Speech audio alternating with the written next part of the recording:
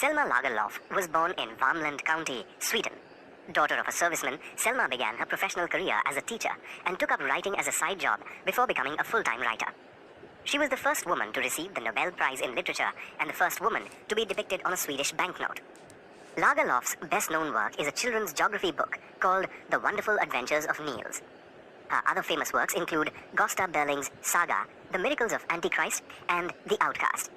Lagerlöf often drew inspiration from folktales and legends of her home district. Many of her works are also known for their realistic portrayal of life in 19th century Sweden. They frequently reflect a belief in the innate goodness of human beings. The Rattrap is a captivating short story about an old ragtag peddler who is unable to sustain himself by selling rat traps and often resorts to stealing. A gift of love and compassion by a young woman changes his bitter outlook towards life and restores his faith in humanity and good deeds. Through the story, the author explains how small acts of love, kindness, and understanding can have a powerful and lasting effect on a human being. Here is a summary of the story, The Rattrap. Once there was a tramp who made and sold small wire rat traps.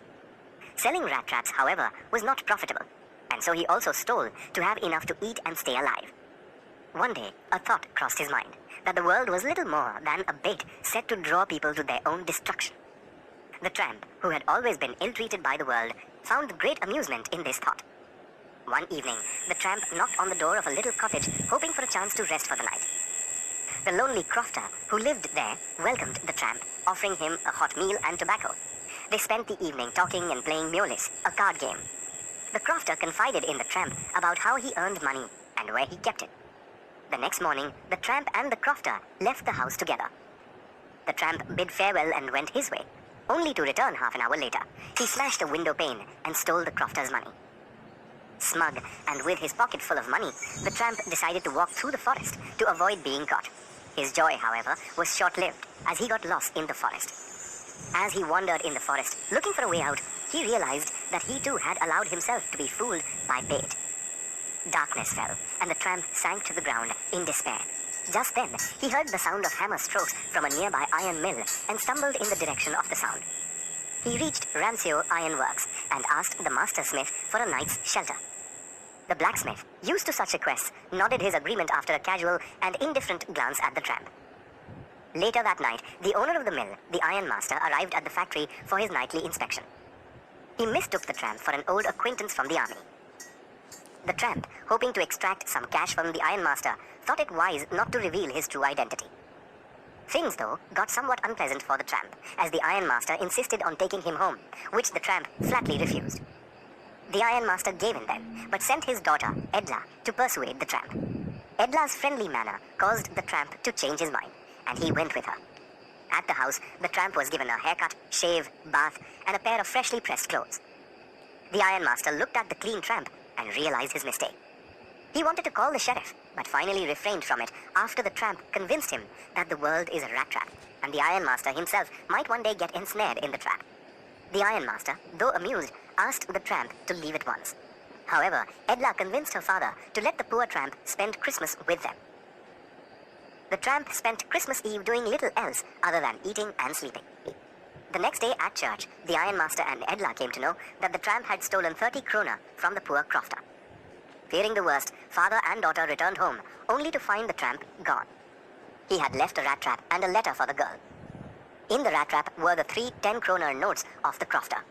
In the note, the tramp expressed his desire to reciprocate Edla's kindness and asked her to return the money to the poor crofter. He also said that the rat trap was a Christmas present for her. Because she treated him as if he were a real captain, he was able to escape the world's rat trap.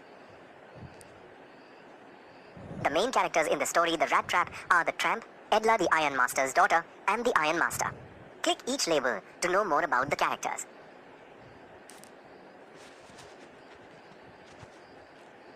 The tramp, who is a peddler of rat traps, is the central character in the story. He is a poor vagabond with clothes that are little more than rags and hunger that shows both in his eyes and cheeks. He resorts to thievery when driven by hunger. The tramp is a bitter man who hates the world, which has never treated him well. His bitterness is evident from the fact that his cherished pastime is thinking of people who were ensnared by life's rat trap. The tramp is always on the lookout for money or comfort. This is reflected in his action of stealing the lonely crofter's money. But the tramp also shows that he is capable of changing his ways. When the ironmaster's daughter treats him with kindness, he overcomes his bitterness and leaves a rat trap as a present for the girl, and returns the money that he had stolen from the crofter.